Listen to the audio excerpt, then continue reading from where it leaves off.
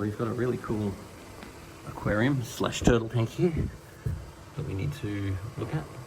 They've recently lost a fish, so we need to work out what's going on. Beautiful electric blue, some electric yellows, some really nice acaras.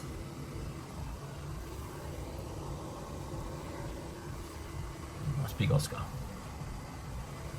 And apparently there's a turtle in here somewhere, and they are breeding because there's little acara babies in here.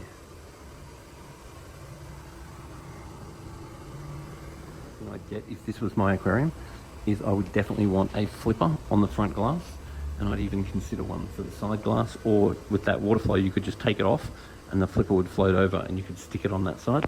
But a flipper is a really great way of making sure the glass is nice and clean very easily, to know what you've got and go through it every now and then. So the first thing is fish keeping is 50% water quality and 50% food quality, and this is what I don't want to see. See open food. When the food's open, then all the vitamins get oxidized. And depending on how long this has been here for, this is probably better off fertilizing the garden. What I'm looking for in fish food is I'm looking for high quality, cold extruded or slow cooked foods. I don't like the pressure cooked foods. I'm very biased towards probiotics from New Life Spectrum and Danichi's Color, because that's a cold extruded food. So what else? We've got a little bit of carbon here. I might get that into the filter today. Now we've got some water ager, which I'm very happy to see. We've got some Pimafix, which we would use if we see fungal infections on the fish. We've got a little test strips. We've got Nitrovac, which pretty much needs throwing out. We've got some pH up. I don't ever use pH up in Sydney because pH up raises pH without KH. And the problem with this tank right now is the KH is 0. Now we've got some stability that needs throwing out as well. We've got some acid regulator, which we would never use in an alkaline water tank, but that needs throwing out as well. And then we've got some AccuClear to clear the water, and that needs throwing out as well. So there's no point keeping bottles that we don't need, especially if they're empty. It'll just confuse us. So what's going on here is the pH is alkaline, which I'm fine with. There's no ammonia or nitrite in the water, which would mean that the filters are working and up to size.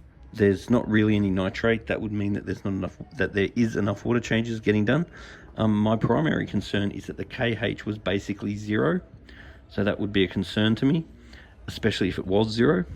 And then the GH is really quite low as well. So I would be wanting to add a buffer, and I would be wanting to add a GH salt to this water. It will definitely help the immune system of the fish. With these aquariums that are set up in the walls and so forth, it's always harder to work on them but, when there's access only from the back. So it certainly looks good, but the disadvantage is that it's much harder to work on the tank. We did have a flipper. We could even potentially use the flipper for cleaning the back glass like this, but also with a tank like this, providing the lights are not on too much. If you get catfish like Plecostomus and bristlenose, you can actually get the aquarium to the point where you don't really have to clean it, because obviously whatever you can do to reduce cleaning with this tank is going to be better, because access to cleaning this tank is very bad. So we want to try to reduce the light being on, and we want to increase the amount of catfish we've got. And I would have a Flipper Max, and I would use that for cleaning the back glass as well, because I literally can't even get my head there to try to clean it. Clean the filter, you want to open up the 4 clips. We're going to pull the head off, and then inside every filter is going to be an impeller. And it's really good sometimes just to pull that impeller out and give the impeller a clean. So if I just pop that around, lift this off, and then see this area is very dirty. Got to pull that out, give it all a clean, give the magnet a clean, and give the housing a clean. Make the filter run much better without all that crap in there. All this dirt around the impeller reduces the efficiency. We want to clean all that up, clean all this up, and it'll run much better. So now I'm going to wash the media. I've washed it in the water from the fish tank itself. We've got some Marine Pure, which I'm very happy to see. And we've got some very dirty filter wool. How often we clean the filter will be very much governed by how dirty the filter wool is, and how often we have to clean the filter is going to be governed by what medias we choose as our pre-filter. Because this filter isn't terribly easy to clean, I would be much more likely to use polyfilter. Now the reason why I would use polyfilter, not only is it a far superior product, but it will actually clean the particles instead of trapping them. So if it goes a long time without cleaning the filter, you'll find it'll still function really well, and it will remove anything you don't want from the water, and it will hold in solution everything you do want in the water, and it will turn to black to tell you it's finished. So this would last in this aquarium for literally months without cleaning it. Now if you went for a high quality filter wool, this is a very good filter wool, but it's really better for applications where it's easy to clean, because this will pick up particles really quickly. So they're sort of for different applications, and a lot of people actually will run them together. But for today, I'm thinking that the poly filter is a much better option because these big filters are not the easiest to clean. Activated carbon to the water because the water's actually not very clear, so this will help to clear it. So we're going to make sure we give the carbon a bit of a wash before we put the carbon into the filter. And then we really want this carbon to be replaced within a couple of months. And we want to put some more carbon in if the water's not clear. If the water's super clear, we don't really need to worry about this. But you can see all the black coming off it. So that just needs to be cleaned before we put it in to clear the water. What's going to happen is the water's going to come into the bottom of the filter. It's going to go past these balls. These are the balls you want. These are called marine pure balls, and they're the ones with the parallel denitrification. All the rest of them are fake. These are the ones you want. Then I've put some extra filter matting on there for no other reason than it fits. You can give that a clean in tank water, not tap water. Eventually, these sponges will all look crappy and you can just throw them out. Then I've put some activated carbon in there. This activated carbon needs to be replaced next filter change, so let's say in a couple of months' time.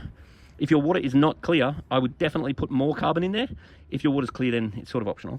Now, this is your magic here. This is polyfilter. Polyfilter will adsorb and absorb anything impure out of the water. It'll help remove accumulants, and it will turn black to tell you it's finished. So that will likely be okay for a couple of months. So I see no reason to clean this filter within 2, let's say maximum 3 months. So we've got to add water ager into the water every time we add new water to the tank to make sure we don't get chlorine in the tank. And that's a pretty good idea. A couple of little dots there to make sure you don't overdose your water ager. I'm pretty impressed with that idea. Things here are really great. They're pH alerts. But the one thing to be aware of is a little sticker in the center of that does need replacing on a semi-regular basis. So in this case, I would replace that little sticker. But they also make ammonia alerts as well, CChem, and they're a great little thing just to have. But once again, they do need to be replaced. The little dot in the center, and you can order that as a little refill. Now, as far as this tank's concerned, there was a bit of concern because one fish was lost, but it sounds like the fish that was lost was a blood parrot. Now, blood parrots are a man-made fish, and they're full of recessive genes.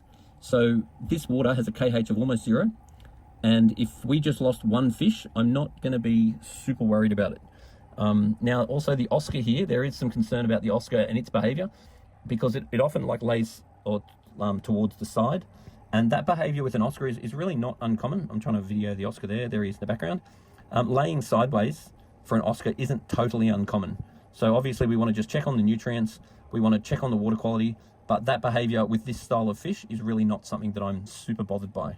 Now, once again, there is a bit of algae growing on the back wall, and getting some bristlenose catfish, large bristlenose, or some plecostomus catfish would be a really good way of reducing the algae. Bristle nose. You have bristles? Look how beautiful your babies are. The babies are so cool. We have massive bristles. Oh, good. So maybe getting some more bristles wouldn't hurt? Yeah. And keeping the light off when you don't need it on. Is it just school hours usually? Yeah, the less the light's on, sort of the better. Okay. As far as algae is concerned. So if you just have it off when you can. Turtle in, and at the moment the turtle's getting some sun time. Now this is a very good thing to do, but it's important to make sure the turtle has some sun area and some shade area, because you can actually kill the turtle if you try and cook it. So even having a little water area or somewhere that it can get inside if it's too hot is good. So giving it some sun time is excellent, but just don't over sun it because you can actually kill it. Otherwise, what you want to do is consider putting a UVB tube on your tank. Then you don't need to give them sun time. So the disadvantage of the sun time is obviously it does give the animal an amount of stress. So putting a UVB, not C, a UVB tube over the tank would mean that you don't need to do this. Because if you don't do this and you don't have a UVB tube, then the animal can get sick over time. Filter back together again. And it's starting to prime itself because there was already water in the line. Now, once this is definitely full of water, I can then turn it on. And when I turn it on, the first thing I want to check that there's water flowing out of it, because it's important we don't run this dry, otherwise we can blow it up. Boom. So now gravel cleaning, what we're going to try to do is get the gravel cleaner and really going to try and really dig into that sand. And what we really want is all of the dirt coming out of the sand. Because this tank has very fine sand in it, what we don't want is for the sand to go anoxic. And if the sand goes anoxic and starts getting the wrong bacteria forming in the sand, then we can find ourselves in a whole lot of trouble, because we can start to discharge hydrogen sulfide out of the sand, and that can make you and the fish sick. But it's very easy to avoid that by keeping the sand clean, keeping the sand stirred. Actually, even adding a geophagus in here would be quite good for stirring the sand. And then having polyfilter in the filter removes any risk of, well, pretty much removes any risk of hydrogen sulfide, because the polyfilter will just remove it.